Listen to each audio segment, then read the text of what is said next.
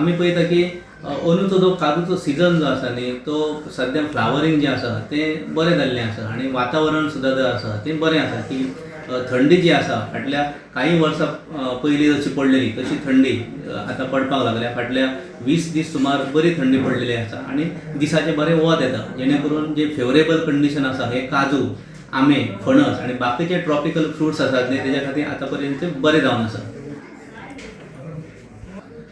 तर परतून कितें जाल्लें आहा की अंदूचें वातावरण काजू खातीर बरें आसल्या कारणान पीक बरें येतलें अशी आशा आसा.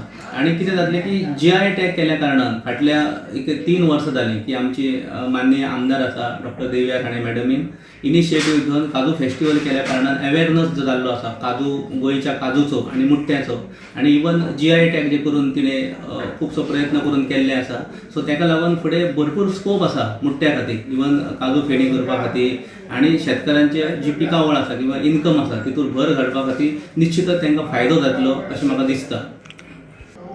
त्या भायर आमचे जे लोक आसात किंवा शेतकार आसात हे 70 ते 80% लोक आसा हे शेतीचेर डिपेंड आहा म्हणजे काजूचेर डिपेंड आहा आनी जर पीक वेवस्थीत आयलें जाल्यार तांकां निश्चितच फायदो जातलो आनी तांच्या इन्कमान चडांत चड भर पडटली.